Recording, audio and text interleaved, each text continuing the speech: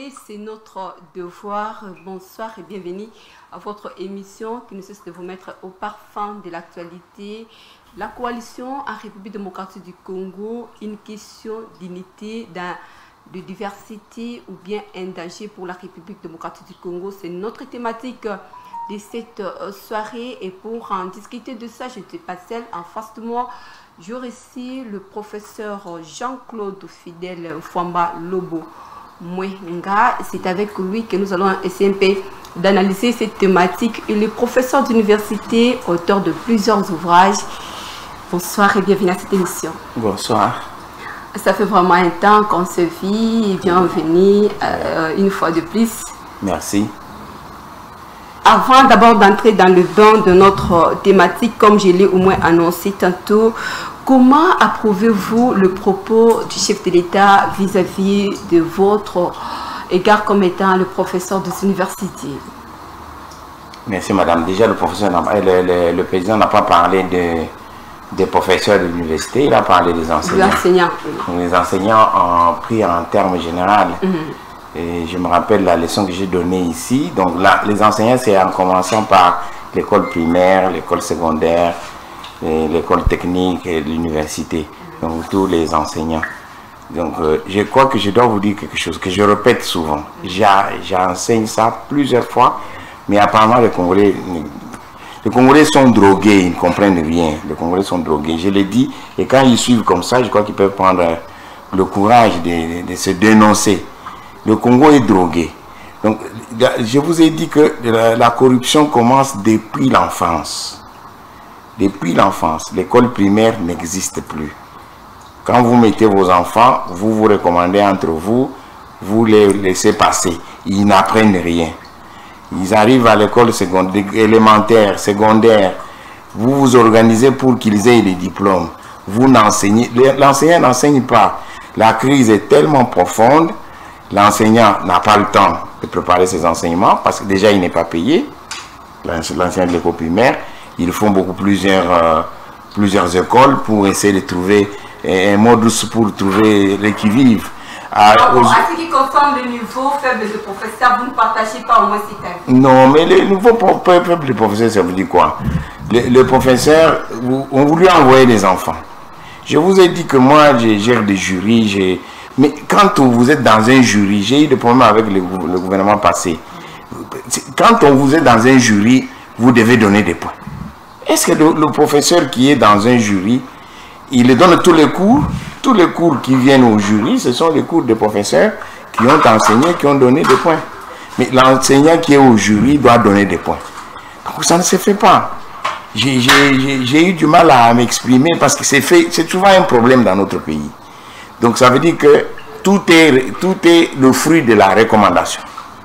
Je l'ai dit dans tout un enseignement ici.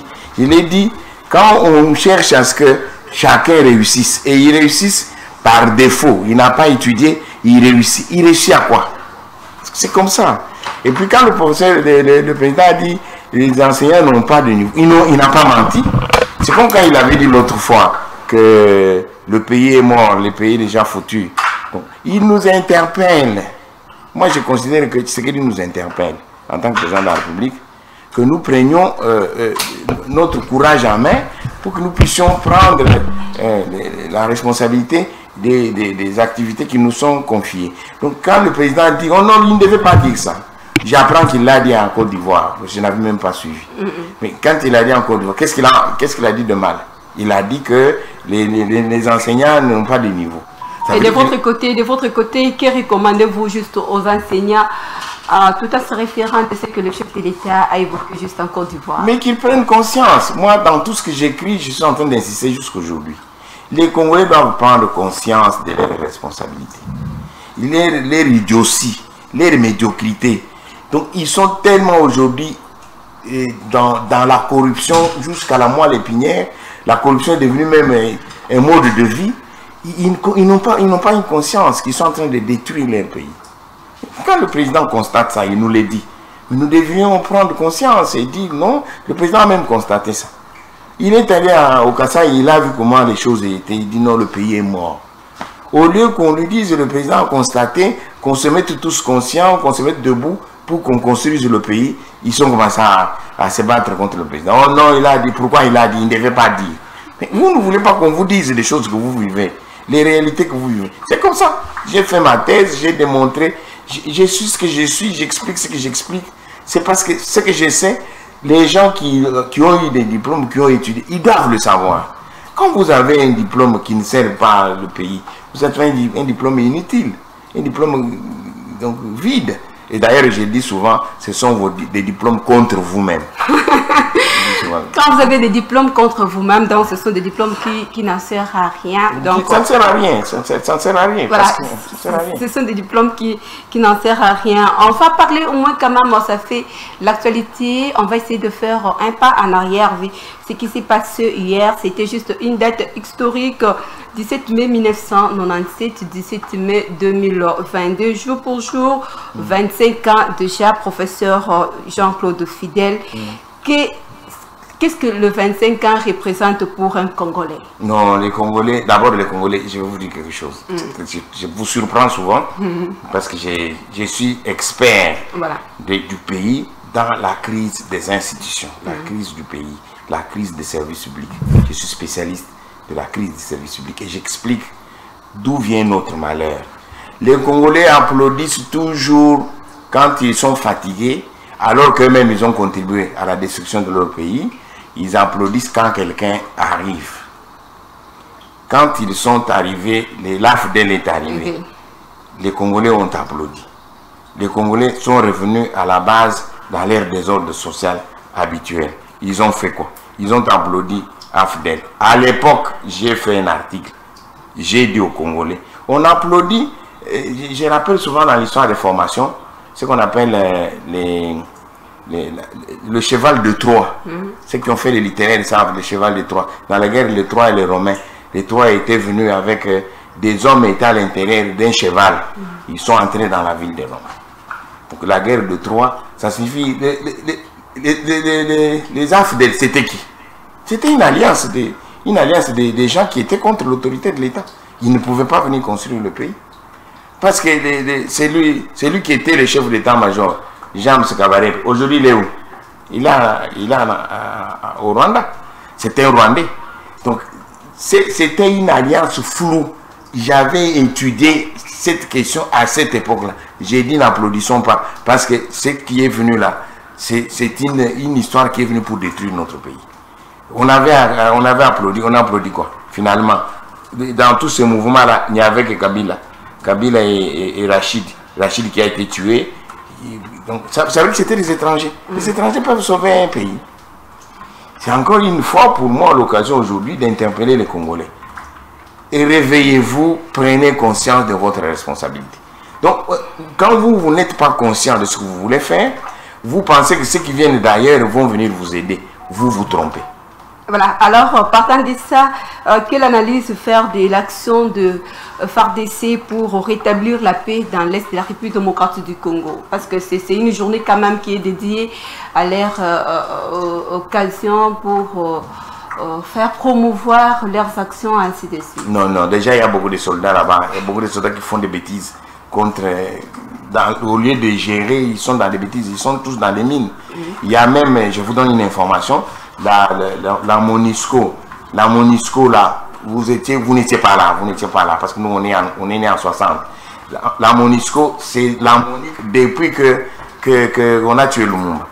Ils ont même fait partir Maskadjol qui était le secrétaire général. C'est-à-dire quand ces gens-là viennent, j'interpelle les Congolais. Quand tous les gens de l'étranger viennent dans notre pays, ce n'est pas pour nous sauver. Ce n'est pas pour nous sauver. La mort dans l'âme, j'insiste aujourd'hui. Si les gens peuvent m'écouter, bon, ils peuvent choisir votre télévision, vous suivre et puis écouter des choses que je leur dis. Quand les étrangers viennent dans notre pays, ils ne viennent pas pour nous sauver. Les Congolais doivent prendre conscience. Ils doivent eux-mêmes s'aimer, aimer leur pays et conjuguer des efforts pour construire leur pays. Quand ils disent non, l'Amérique a dit, la France a dit, l'Angleterre a dit, je répète à l'intention de tout le public congolais, tous ces gens-là, quand ils disent l'histoire, ils ne viennent pas pour nous aider. Ils viennent pour organiser. Et s'il faut au moins analyser aussi de notre côté, est-ce que c'est une complicité ou bien une mauvaise foi? Ils sont... non, mais enfin, c'est une question de droit international. J'ai dit aux étudiants, vous avez choisi le droit international, c'est pas mauvais, parce que c'est un droit, il y a beaucoup de collègues qui ont étudié ça. Bon, mais je leur donne l'information. Le droit international, c'est un droit de compromis. C'est un droit conventionnel. Il ne résout aucun problème. Okay. Aucun problème. L'ONU a été fondée par des gens qui ne s'entendent pas, mais qui se sont mis ensemble, qui ont accepté au niveau de la rédaction. J'enseigne ça aux droits humains en deuxième licence. Donc ils ne s'entendent pas, ils ont dit que c'était pour protéger le monde en 1948, mais jusqu'aujourd'hui. Vous ne voyez pas qu'il y a l'Ukraine et qui est en guerre avec la Russie. Le monde plutôt n'est pas protégé, mais il est au contraire exposé. Non, il est exposé, et d'ailleurs, ils sont des éléments de complicité de la destruction du monde. Ouais, je suis désolé. Merci beaucoup. Tournons au moins cette page, entrons dans le vif même de notre sujet, la coalition en République démocratique du Congo, question d'unité dans la diversité ou un danger pour la République. La toute première question, professeur, comment analysez-vous d'abord la situation politique en République démocratique du Congo? Donc, les Congolais ne s'entendent pas. Les Congolais ne savent rien de leur pays. Ils sont inconscients. Ils sont ignorants. Et c'est pour cela que généralement, je dis qu'ils sont idiots, ils sont médiocres. Les Congolais. Je l'ai dit, parce que j'ai fait une thèse là-dessus, j'ai discuté avec les Blancs, ils ont vu que je connais beaucoup de choses pour mon pays. Je ne peux pas avoir honte ou commencer à venir expliquer des histoires par plaisir. Non, non, non, non. Les Congolais sont des inconscients, ils font des choses qu'ils ne savent pas s'ils vont les réaliser. Donc ils sont comme ça. Je vais vous donner des exemples. Okay. Aujourd'hui, on a un gouvernement. Tshisekedi a donné son projet à la campagne. Il a donné son projet, il a réussi, il a eu l'identité du président de la République. Est-ce que les Congolais savent d'abord qu'ils avaient mal fait pour amener le Congo à une élection en dehors du délai constitutionnel? C'est des choses, ça me fait mal. Parfois je souffre, je dis mais là, je suis quand même l'enfant de ce pays, je peux faire comment? J'explique. Kabila a refusé de gouverner avec la Constitution. Il a mis le premier ministre Kizenga, il a mis Nzito, il a mis Koyagalo, il a mis Matata, il a mis Badibanga, il a mis l'autre Tchibala. Ce n'était pas dans la Constitution. Il viole tout ça et tous ceux qui sont avec lui, ils s'applaudissent. Je ne comprends rien. Je vous dis, j'ai dit aux étudiants, les Congolais sont cons, des cons au lait. Ils ont du lait, ils ont du miel, mais ils ne savent pas exploiter ça pour manger, pour expliquer, pour s'unir, réaliser la vie dans leur pays. Non, parce qu'ils sont cons. Vous voyez, Kabila a gouverné en dehors de la Constitution. Il est venu nous faire des élections en dehors de la Constitution. 2018. 2018, c'est quel délai? À titre de rappel, j'aimerais que les juristes ils sont même dans la ville là, ils comprennent rien, ils ne comprennent rien de ce qui se passe dans ce pays. La Constitution fait premier mandat 2006-2011, deuxième mandat 2011-2016. Les Congolais, ils ne respectent pas. 2016, et j'avais déjà dit en 2011 que Kabila ne fera pas les élections en 2016. Et en 2016, j'ai dit aux collègues universitaires, j'ai dit, faisons une déclaration, disons au président de démissionner, de ne pas violer notre constitution. Kabila est resté au pouvoir. On a dit que c'était des accords. Vous tous les Congolais, vous avez fait des accords quand? Je rappelle ça pour voir les gens dynamiques qui peuvent s'insurger contre ces désordres. Wapi, ils ont accepté. Donc, il y a eu des accords. L'accord de 2018, qui était fait par la Senko.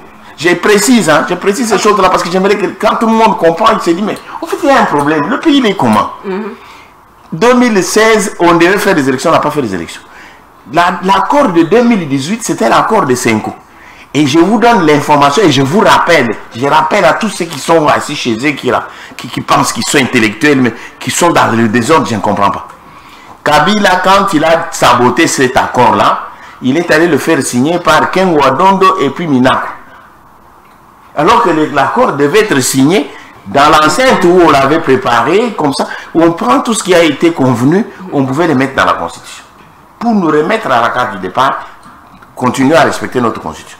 Maintenant, vous avez mis Tshisekedi, parce que vous voulez parler de la coalition pour comprendre. Vous avez mis Tshisekedi que vous avez élu en dehors du délai constitutionnel. Mais vous lui imposez la Constitution. Non, mais les Congolais, vous êtes tous malades. Vous êtes tous malades, perdus. Je me demande qu'est-ce que je peux faire. Je peux parler en quelle langue parce que j'explique les choses que je considère que les Congolais comprennent. Donc, vous avez fait des élections en 2018. Vous les appelez constitutionnelles. C'est faux. J'interpelle les Congolais. C'est faux de faire des élections en dehors de la Constitution, en dehors du délai constitutionnel, en dehors de l'alternance prévue par la Constitution, considérer que ces élections-là sont constitutionnelles. C'est faux. Pour ça, on m'a dit que c'est faux. Je suis le seul. Je suis le seul. S'ils peuvent faire ce qu'ils veulent, c'est pour leur affaire. Parce que je ne comprends rien. Ils ont fait ces élections en 2018. Ils disent maintenant, c'est qu'ils doivent gouverner jusqu'en 2023. Mais ces deux délais-là, les 2018-2023, ça se trouve dans quelle constitution? Mais entre-temps, on lui dit, tu dois respecter la Constitution. Mais quelle est la Constitution qu'il doit respecter? J'ai essayé d'écrire, j'ai écrit. Je me disais qu'on pouvait nous suivre quand ils ont fait l'alliance qu'on appelle l'Union sacrée. Pour essayer de rééquilibrer le pouvoir du président pour qu'il puisse gouverner ce pays dans ce qu'il pense, dans ce qui est conforme à ce qu'il pense par rapport aux idées qu'il a pour le pays. On l'a paralysé. Je l'informe qu'il soit où là, il va suivre votre télévision, il va suivre, il va se rendre compte. On l'a paralysé, on le met dans une constitution qui n'existe plus. On lui donne des délais extra-constitutionnels, mais on le branche sur cette constitution-là. Ça signifie la paralysie totale. Pourquoi? Parce que quand il va former le gouvernement, on dit non, on doit former le gouvernement de coalition, on doit former le gouvernement de coalition. Mais la coalition, elle est fondée sur quoi? La coalition, dès le premier pas, quand on dit on va faire la coalition. La majorité qui a pris le pouvoir en coalition, c'était une majorité qui venait de faire 18 ans. Donc, mais les Congolais, je ne vous comprends pas. Vous êtes tous Congolais, je ne vous comprends pas. Donc 18 ans, ils sont au pouvoir, ils n'ont rien réalisé. Dès qu'ils terminent, on dit non, Tshisekedi doit faire le gouvernement avec nous. Donc les FCC, ils se mettent au centre de l'affaire. On a empêché Tshisekedi de gouverner. La coalition en République démocratique du Congo est-elle mauvaise?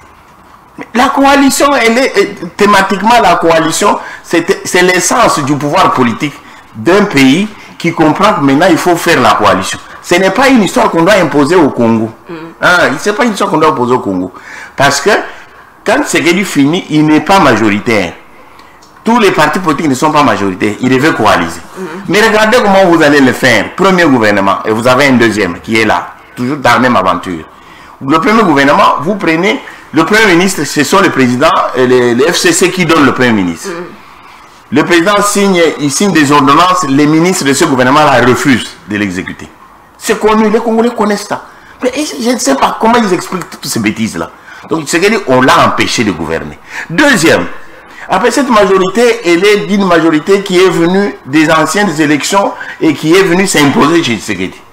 Impossibilité de réaliser une coalition avec des gens comme ça. Ils ont refusé d'exécuter des ordonnances données par Tshisekedi.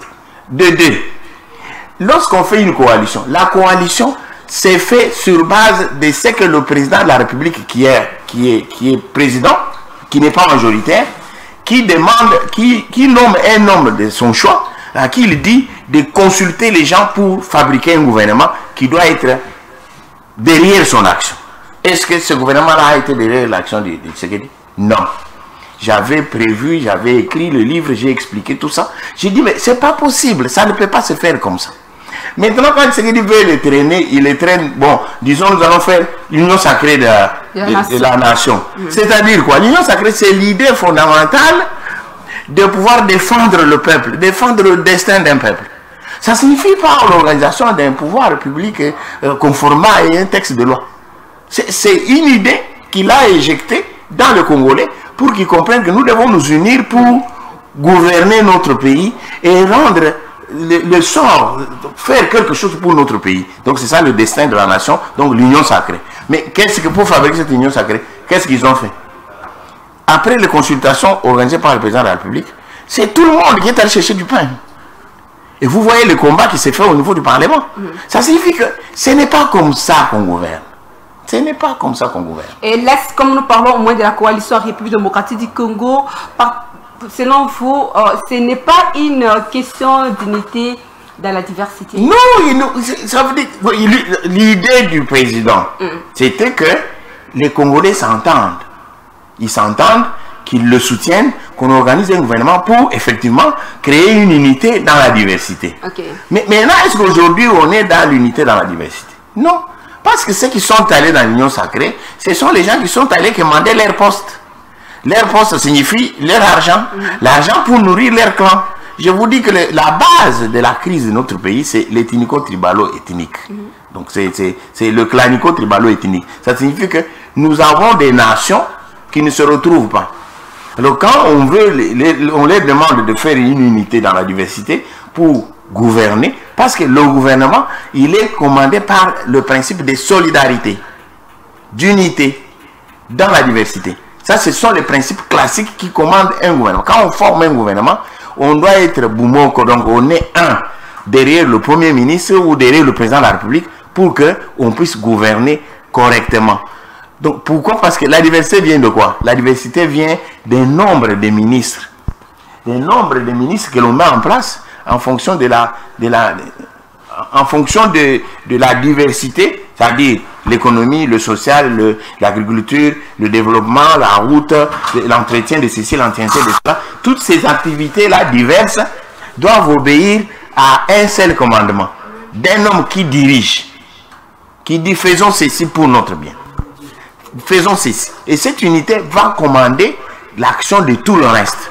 Ça veut dire que on peut mettre un PDG de l'agriculture, un PDG de la SNEL, un PDG de l'OVRD, qui doit nettoyer les routes, faire de sorte que la route, l'État puisse être propre. Ça veut dire que l'action qu'on doit faire dans l'État, parce que j'ai réduit tout ça en français facile pour qu'on me comprenne. Donc l'action soit unie derrière un chef qui décide, les autres participent à cette action pour avancer. Mais ce n'est pas ça dans votre pays. Ce n'est pas ça dans votre pays. Où se trouvent les dangers alors, vu que la coalition en République démocratique du Congo n'aboutit absolument rien? Oui, mais c'est parce que les Congolais ne s'aiment pas. Les Congolais n'aiment pas son pays. Les Congolais ne s'aiment pas. C'est ça la réalité.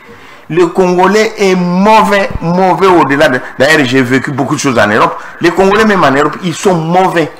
Si vous êtes sans identité et que vous voyez la police rentrer chez vous, c'est un Congolais qui a dit, il y a un Congolais qui est là, qui n'a pas de papier. Les Congolais sont mauvais. Parce que je vois, par exemple, actuellement, je vois l'action que sort votre opposition. Je vois l'opposition qui veut s'unir. Mais il y a une loi sur l'unité de l'opposition depuis 2015. Est-ce que les partis politiques qui se sont créés au Congo, ils sont unis? Ils ne sont pas unis. Donc, ces gens-là qui étaient en conflit, Mobutu et Kabila, étaient chefs, il a eu des conflits avec les Katumbi. Aujourd'hui, il est avec Katumbi. Il avait des problèmes avec Fayoulou. Aujourd'hui, il est avec Fayoulou. La loi existe depuis 2015. Ne partagez-vous pas moi cette initiative de voir les Congolais unis tout autour pour... De l'opposition. L'opposition par rapport à quoi? L'opposition par rapport à quel pouvoir? L'opposition par rapport à quel pouvoir? Normalement, ils devaient tous d'accord avec ce qu'il dit. Ils devaient tous être d'accord avec ce qu'il dit. Créer un forum où ils discutent sur l'ensemble des questions qui concernent le pays et pour organiser un gouvernement de transition. J'ai fait un livre là-dessus. Un gouvernement de transition de 5 ans, renouvelable une fois, pour qu'on s'entraîne pour gouverner. Le Congo n'est pas un État. Le Congo n'est pas un État. C'est un pays qui a plusieurs populations, qui a plusieurs peuples, qui a plusieurs opinions, qui a plusieurs langues, qui n'est pas uni. D'ailleurs, j'ai rédigé dernièrement à mes étudiants. J'ai dit, regardez, les Belges nous ont fait 4 groupes de langues. Mais 4 groupes de langues, quand ils ont formé les 4 groupes de langues, ils nous ont induit en erreur. Ils nous ont plantés. Pourquoi? Parce qu'ils ont parlé de swahiliphone. Est-ce que tous les gens qui habitent le Katanga sont des swahiliphones? il y a plusieurs peuples qui sont au Katanga. Donc la langue swahiliphone, ce n'est pas une langue qui, du point de vue démocratique, qui peut être défendue dans le pays pour créer un citoyen. Parce que déjà au Katanga, il y a plusieurs peuples qui ne se retrouvent pas dans cette unité-là qu'on veut former. Au Kasaï, d'ailleurs vous tous les Congolais, vous avez dit, la fois passée c'était les Bakongo, après il y a eu les Bangala, maintenant il y avait les Baswahili, que ça devienne des Balouba. Et quand vous faites ce groupe-là, les 4 groupes que vous unissez, vous pensez que vous réussissez à organiser une démocratie? Parce que dans chaque groupe, il y a des identités qui ne se retrouvent pas dans l'identité congolaise. Les problèmes sont très complexes. Personne n'est au courant de toutes ces questions que nous maîtrisons. Nous leur parlons. Personne n'est disposé à nous écouter ni à comprendre. Et c'est déplorable. Vous avez évoqué un problème de tribalisme ici. Oui. Ça peut être aussi un frein pour le développement de la République démocratique du Congo. Non, le tribalisme, c'est l'identification des peuples congolais. Donc, il faut que les Congolais acceptent qu'ils sont pluriels. Il faut qu'ils acceptent qu'ils n'ont pas une seule nation. Ils ont une nation plurielle, plusieurs nations. Et qu'ils demandent à tous les Congolais de s'accepter les uns les autres. Premier élément de construction d'une société étatique. Quand on s'accepte les uns les autres, on fonde une population. Quand on fonde une population, on a la chance de se représenter en gouvernement. C'est-à-dire quand on a une population dont les membres s'unissent, ils sont forts, ils s'aiment beaucoup, ils se transforment en nation. Nation, c'est une base sociologique, donc philosophique, spirituelle, qui n'est pas réelle, mais qui veut que les gens se représentent dans une nation, une identité juridique créée pour qu'on puisse gouverner le pays. Donc tant que les Congolais ne sont pas unis, ils ne peuvent pas être gouvernés. Et quand l'opinion publique, quand les leaders d'aujourd'hui, s'il faut parler au moins de la classe politique qui n'arrive pas aussi à pouvoir former et informer leur base tout autour de tout ça, où se trouvent les dangers, professeur? Mais le danger, c'est celui-là. D'abord, vous savez combien de partis politiques vous avez? C'est des partis politiques familiaux, clanico, tribal. Ce ne sont pas des partis politiques idéologiques. Ils n'ont aucune idée, une idée de défendre le destin du Congo. C'est des gens qui se forment en parti politique pour être alliés du chef, alliés de tel autre. Comme ça, quand on va former le gouvernement, on leur donne un poste. Ce n'est pas ça. Ce n'est pas ça. L'Europe s'est construite sur base des idéologies. Les idéologues, des gens qui avaient des mouvements, qui avaient des pensées fortes pour donner le destin à l'Europe. C'est comme ça. Donc, vous voyez, quand nous, on est né comme État, en 1960, nous avons trouvé l'Europe en décomposition, en train de chercher à se reconstruire sous le plan Marshall. Il a créé l'ONU. On nous a fait tous membres de l'ONU. Est-ce que vous avez conscience que vous êtes membre de l'ONU parce qu'on a voulu que vous soyez membre de l'ONU? En réalité, l'ONU ne fait rien pour vous. Et vous savez qu'aujourd'hui, vous avez beaucoup de sièges de tous les organismes de l'ONU qui se trouvent éparpillés partout chez vous ici, qui ne vous donnent rien, mais qui viennent avec des notes lorsqu'il y a des dépenses, de l'argent qu'ils ont eux-mêmes donné, ils les dépensent au nom et pour le compte du Congo. Le Congo s'endette. C'est des choses irrégulières que les Congolais, l'élite intellectuelle congolaise devait se réveiller. On me signale que nous sommes arrivés à la fin de cette émission. L'État nous a trahis, professeur. Que préconisez-vous au regard de notre sujet du jour, la coalition République démocratique du Congo, une unité dans la diversité ou un danger pour la République?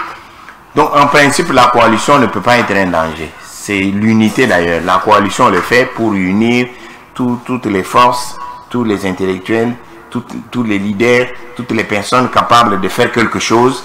On les dit, venez, nous construisons, c'est une monstruosité, mais nous construisons une unité pour gouverner notre pays. La coalition ne peut pas être une mauvaise chose, ce n'est pas un danger. Mais le problème, c'est que c'est les Congolais qui sont dangereux eux-mêmes contre leur propre pays. Où se trouvent les problèmes? C'est l'ethnie. Les petits peuples se retrouvent toujours en force. D'ailleurs, c'est une réalité naturelle. Okay. Quand vous n'avez pas une sécurité sociale du groupe, et chacun se retrouve dans sa famille, il va retrouver à manger chez sa mère, chez sa tante, chez son oncle.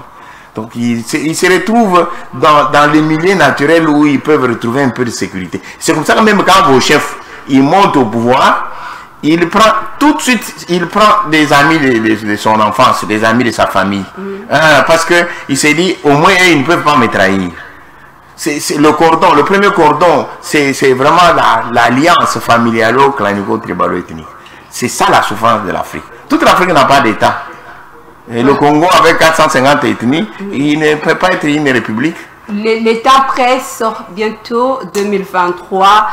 Que préconisez-vous juste à ceux qui feront la coalition aux élections de 2023? Donc, tous les Congolais sont des fous. Regardez, ils savent qu'ils n'ont pas une constitution. Ils n'ont pas respecté leur constitution. Ils sont en dehors de leur constitution. Ce que moi je leur demande, c'est de s'entendre.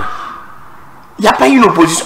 Même ce qu'il est déjà entraîné dans cette erreur-là, non, il doit faire les élections en 2023. Mais on lui dit de respecter la Constitution. Mais qui a respecté cette Constitution-là? Il n'a pas été élu sur base de cette Constitution. Donc vous aussi, vous lui demandez de ne pas respecter la Constitution. Non, il n'y a pas Constitution. Non, il n'y a pas Constitution.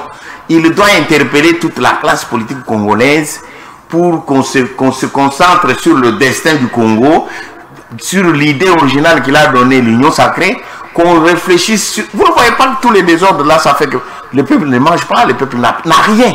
Parce qu'ils sont tous comme manipulés par la question des élections. Les élections construisent quel pays? Croyez-vous qu'ils seront d'accord? Parce que là, on voit Matata Pogno, Martin Fayoulou, Joseph Kabila, Moïse Katumbi être au moins regroupés dans leur camp. Mais est-ce qu'ils sont conscients? Accepter l'idée du chef de l'État, croyez-vous que et de l'autre côté seront aussi? Est-ce qu'ils sont conscients qu'ils ne peuvent pas s'unir aujourd'hui contre l'individu de Tshisekedi? Parce que quand ils s'unissent contre Tshisekedi et ils détruisent leur pays, ils ne sont pas en train de construire le pays. Ils s'unissent aujourd'hui, tous ces ennemis-là, tous frères ennemis-là, c'est des frères ennemis qui ne savent pas ce qu'ils veulent faire. Ils veulent tout simplement créer un désordre social qui va perdurer. Et nous allons passer. Il y aura nos petits-enfants, nos enfants que vous êtes là, tout ça, vous aurez beaucoup de problèmes parce que vous n'aurez jamais un leader qui peut vous diriger. Merci beaucoup, professeur Jean-Claude Mwamba. Merci, madame. C'est moi qui vous remercie pour la suite. Merci, nous sommes arrivés au moins à la fin de cette émission. Vous avec vos minutes là. L'État nous a trahis, au moins nous sommes arrivés à la fin de cette émission. Nous vous disons merci de nous avoir suivis. Aujourd'hui, on a GMP d'échanger tout autour de la coalition en République démocratique du Congo, une question d'unité dans sa diversité ou bien un danger pour la République démocratique du Congo. Vous avez écouté les orientations, le conseil du professeur Jean-Claude Mwamba. On se retrouve, suivez au moins la rediffusion de cette émission le dimanche à 19h juste. Merci de nous avoir suivis. Bon suite de programme sur nos antennes. Au revoir. Mais une bonne mission.